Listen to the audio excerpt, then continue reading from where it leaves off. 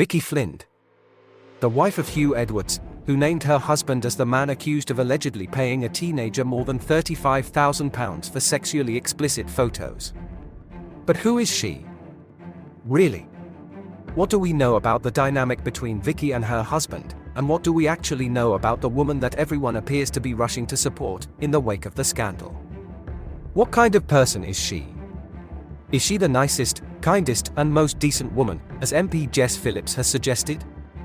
Is she a lovely human being, who truly does not deserve to be in the position she finds herself in, as tweeted by former BBC reporter Robert Rea?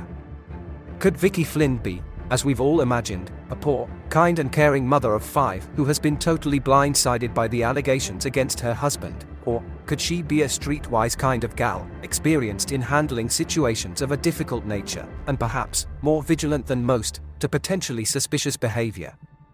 Let's find out. Born in August 1963, in Marylebone, London, Victoria Caroline Flind began her career at the BBC pre-1991, an era when Savile was still roaming the corridors. The exact date she started working there remains a mystery.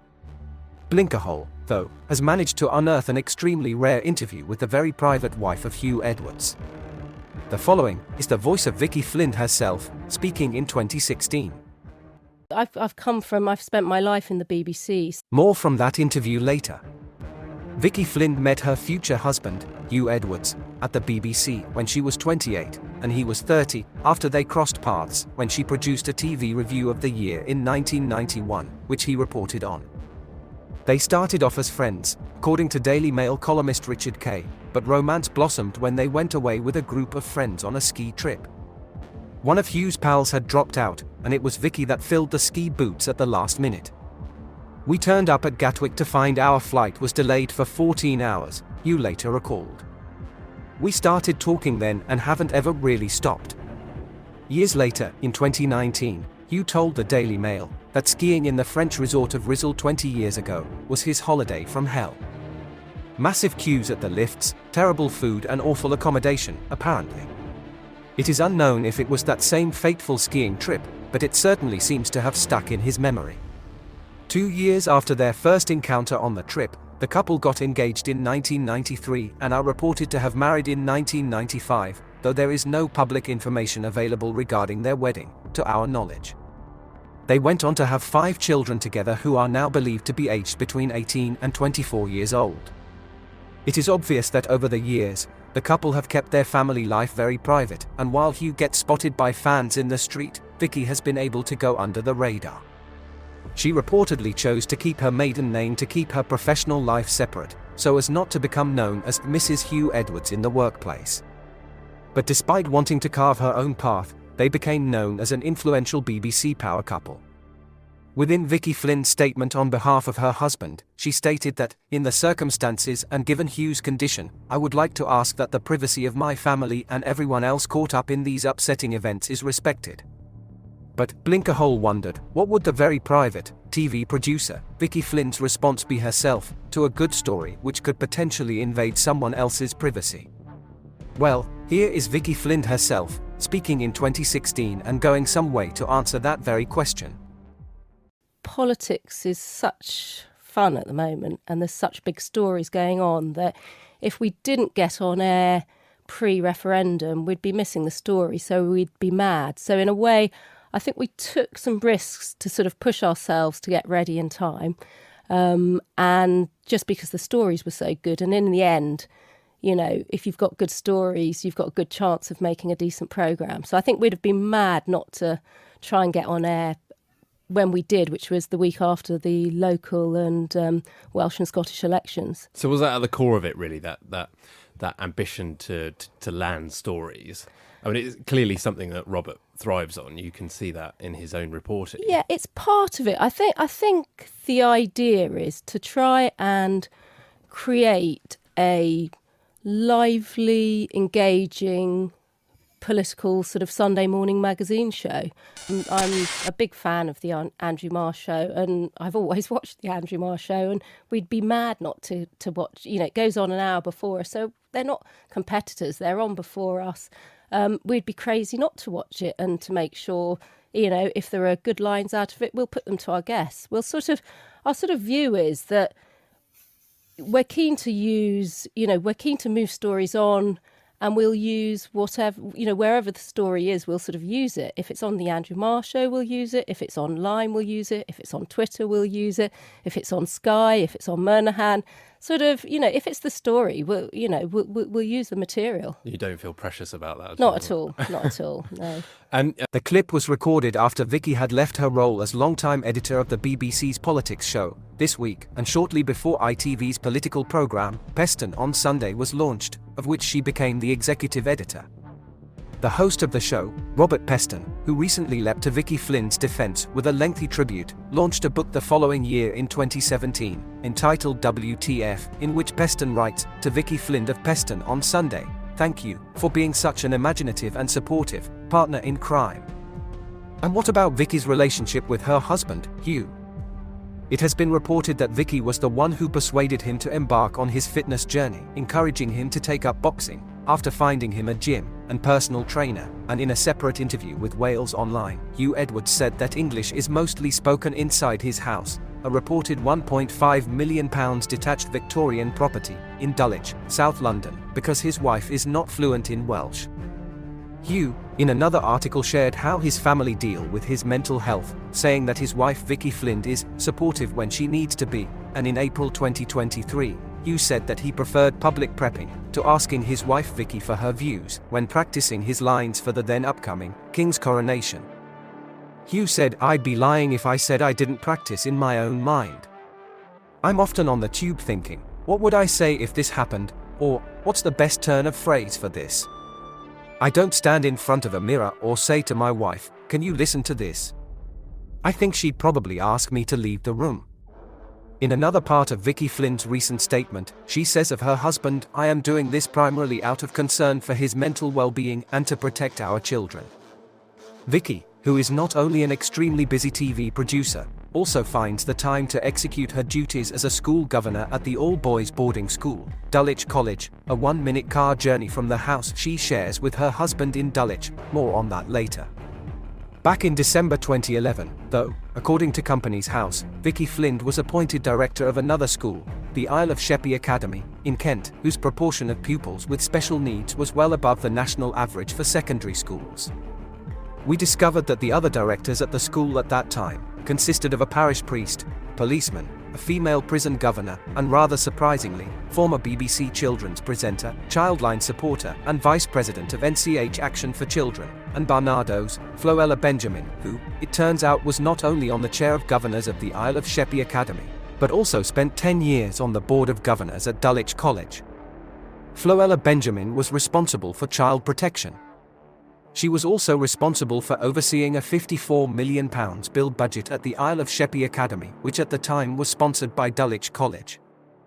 Floella, who was listed in the top 100 of the most influential people in the UK of African-Caribbean descent in the UK in the 2020 Power List, was, amongst many other accolades and achievements, appointed Dame Commander of the Order of the British Empire in the 2020 New Year Honours for services to charity, and in 2023. Baroness Floella Benjamin was hand-chosen to play a key role at the coronation of King Charles III, by carrying the sceptre with Dove. It's a long way from play school, isn't it?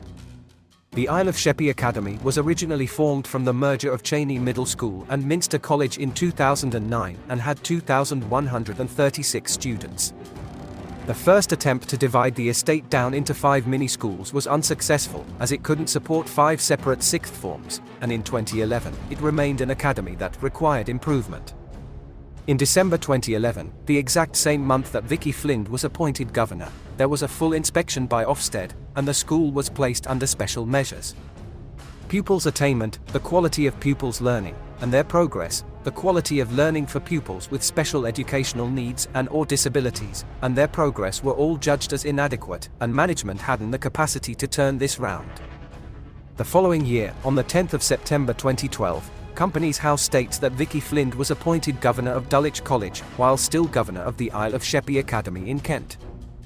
However, in a document Blinkerhole discovered, a link to it is in the description, entitled Dulwich College Financial Statements for the period ending July 31, 2013. It lists Vicky Flind as being appointed as governor on the 1st of August 2009, a discrepancy of approximately 3 years.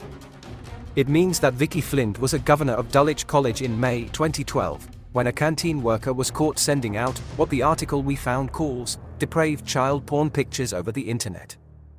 In the said article, dated February 15, 2013, by the Daily Mail, it reported that a canteen worker at a top private school, Dulwich College, was caught sending out depraved child porn pictures over the internet, but was spared jail by Judge Andrew Goymer, who was a former student there. Paul Harding, 50, shared films of children as young as 6 being abused and had more images on his home computer.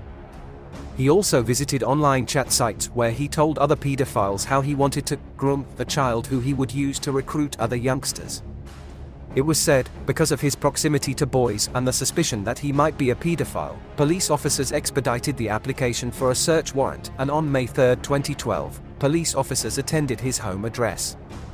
Harding's Fujitsu Siemens laptop was seized and 22 images, 12 of which were at the 2 highest levels of severity, and 4 films at the 2nd highest level were discovered. One film, approximately 2 minutes long, was entitled Mum, Dad and Son. Harding, of South Norwood, South East London, pleaded guilty to 4 counts of distributing indecent images of children, 6 counts of making indecent images of children, and 2 charges of possession of a controlled substance after officers recovered small amounts of crystal meth and the Class C drug GBL. He was sentenced to 16 months in jail, suspended for 1 year, and made the subject of a 12-month supervision requirement. He was also ordered to complete up to 60 days of an internet sexual offending activity requirement and banned from working with children indefinitely. Just 8 months after the article regarding the canteen worker at Dulwich College, an article by Kent Online was published on the 12th of October 2013. The link to it is in our description, stating that a school lab technician at the Isle of Sheppey Academy, while Vicky Flind was a director, was arrested after he left a memory stick in a staff room containing images of naked children. It states that a female teacher at the Isle of Sheppey Academy had been tidying up in the preparation room for a science classroom on February 5 when she found the memory stick on top of a shredder. She put it in the computer to ascertain ownership, the court heard. It led to the arrest of Peter Holson, who was found to have thousands of child sex abuse images and extreme pornography on his computer and other memory sticks at his home in Princes Avenue, Minster.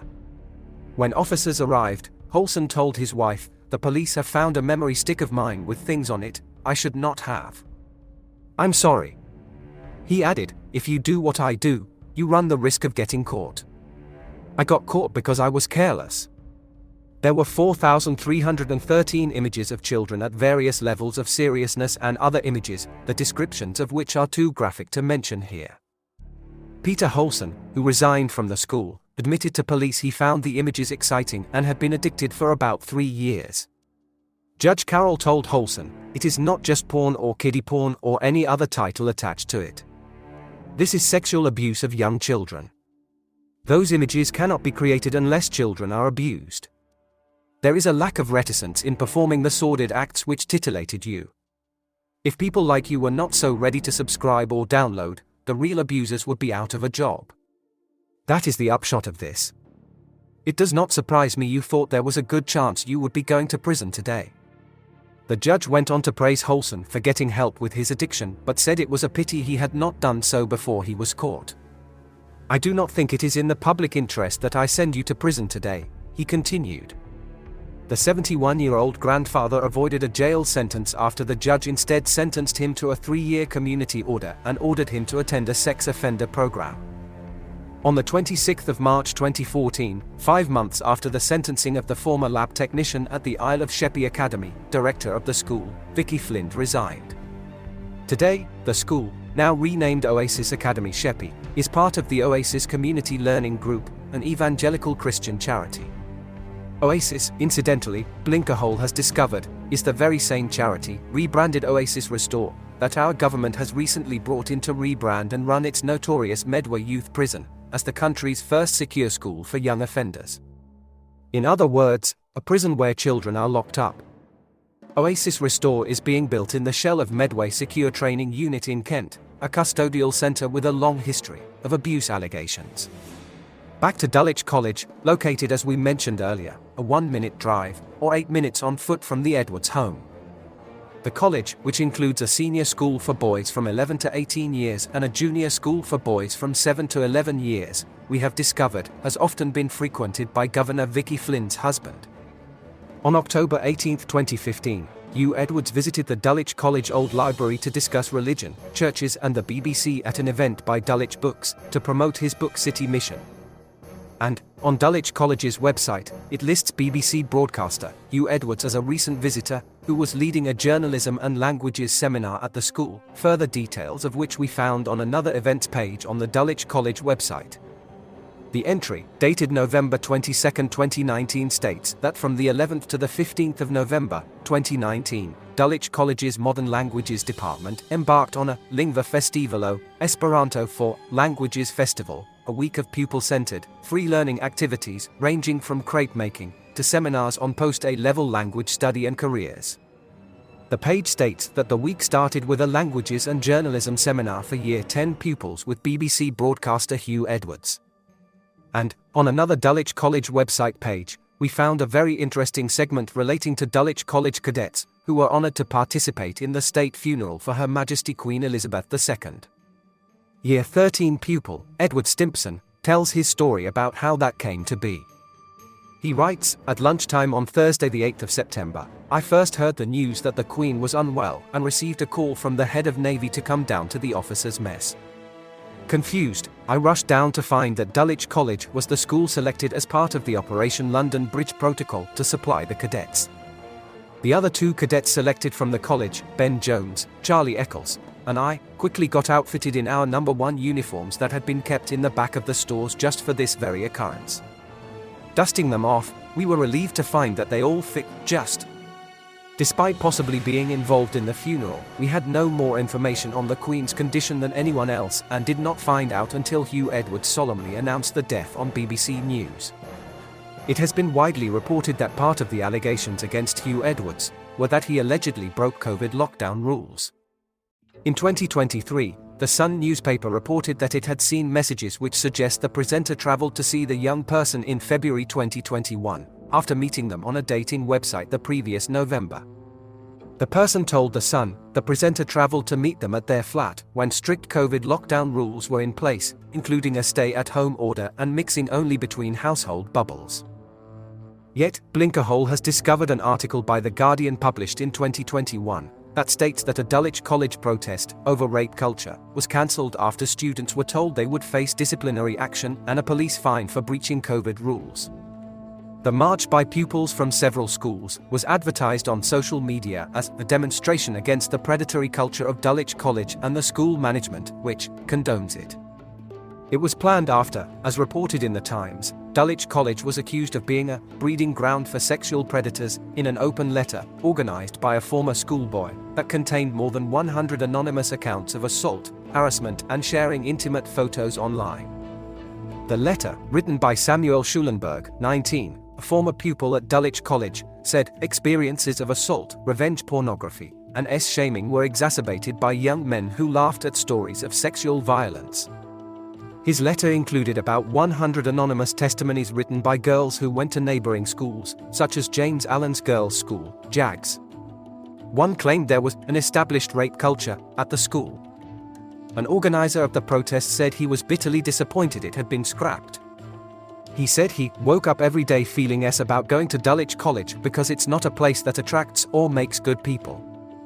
And a former student of nearby James Allen's Girls' School criticized the pressure students had been put under not to attend the planned protest. They said, Dulwich College has for years totally ignored, dismissed, and condoned by turning a blind eye this predatory behavior by students, she said. A protest was students' only way to pressure the headmaster to actually tackle the sexual violence at his school. In an email sent to parents on Thursday, Dr. Joe Spence, the head of the £21,246 a year independent school, who calls himself Master, according to Dulwich College's website, said he had told pupils that anyone who attended the march would be fined by the police for breaching lockdown restrictions. Master Joseph Spence told parents he had reported some Dulwich pupils to the police after receiving allegations of sexual harassment after the publication of an open letter that branded the school a breeding ground for sexual predators. The master also said of the protest that demonstrations of this nature are unlawful whilst social restrictions are in place, and the police have told us they will ticket and fine protesters. It emerged later that none of the claims police investigated from the initial Everyone's Invited movement, in which Dulwich College was named and had sparked the protest, resulted in criminal charges. Children and young people had shared 50,000 testimonies of alleged rape, sex assaults, and harassment on a website founded by student Soma Sara in 2020, sparking a #MeToo moment in UK schools. Several independent schools including Eton, St Paul's, Latimer Upper, Dulwich College and Westminster School were named. It prompted an Ofsted inquiry which concluded sexual harassment has become normalised among school-age children. Detective Superintendent Mel Larmore's team investigated 6 anonymous cases of widespread abuse written on the site, and the Met confirmed it had received 2 complaints of sexual assault relating to Dulwich College. But Metropolitan Police data from its crime reporting system showed no person had been charged with an offence under a dedicated Everyone's Invited flag, according to a Freedom of Information request, and in 2022, it was reported that the investigation into claims of sexual assault at Dulwich College had been dropped by the Metropolitan Police due to a lack of evidence. The former Chief Constable, Simon Bailey, at the time the country's senior officer in charge of child sexual abuse in institutions, described the claims as the tip of the iceberg. To conclude, it does seem, after reviewing the information, that Vicky Flind perhaps is a lady who is capable and experienced in many different areas that some of us are not, after having to deal with very difficult and upsetting incidents during her roles as governor and director of 2 schools. It could also be said that she is more experienced than most when it comes to identifying suspicious behavior and very capable of dealing with difficult situations, which she has shown by coming forward to release a statement on behalf of her husband. Also, it is important to note that on July 31, 2019, Vicky Flind, according to Companies House, resigned from her role as governor of Dulwich College. There has, however, been numerous press articles in the wake of the allegations against her husband that suggest that Vicky Flind is still a school governor at the all-boys school, Dulwich College.